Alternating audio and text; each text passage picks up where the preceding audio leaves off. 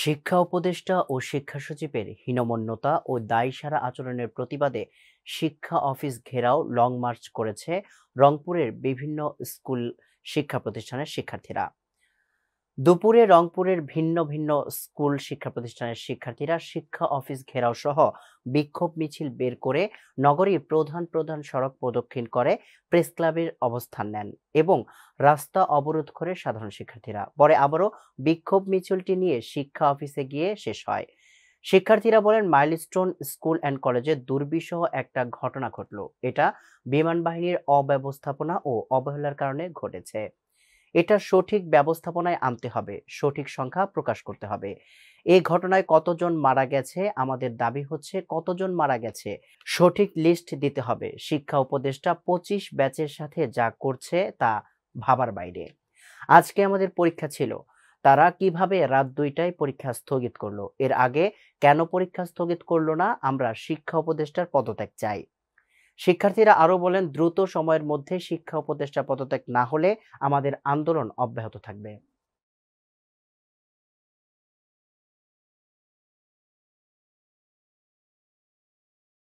তিস্তা বাঁচাও নদী রক্ষা আন্দোলনের ধারাবাহিকতায় বহুল আলোচিত তিস্তা মহাপরিকল্পনা বাস্তবায়নের লক্ষ্যে চীনা প্রতিনিধি দলটির নেতৃত্ব দেন বাংলাদেশে নিযুক্ত দূতাবাসের director of the political section জংজিং এর গুরুত্বপূর্ণ রাজনৈতিক মতবিনিময় সভা অনুষ্ঠিত হয়েছে।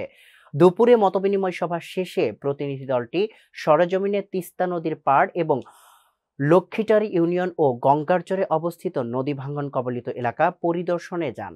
সেখানে চীনা প্রতিনিধি দল বিএনপির নেতৃত্বদের সঙ্গে তিস্তাপাড়ের ক্ষতিগ্রস্ত মানুষের ঘরবাড়ি ঘুরে দেখেন এবং মানুষের মুখে তাদের দুঃখ দুর্দশার কথা শোনেন। চীনা প্রতিনিধি দল ক্ষতিগ্রস্ত পরিবারগুলোর মাঝে উপহার সামগ্রী বিতরণ করেন, যা সাধারণ মানুষের মধ্যে আশার আলো যোগায়। বিএনপির নেতৃবৃন্দ জানান, তিস্তা মেগা প্রকল্প বাস্তবায়নই একমাত্র টেকসই সমাধান, যা এই অঞ্চলের মানুষের জীবনমান উন্নয়নে গুরুত্বপূর্ণ ভূমিকা রাখবে।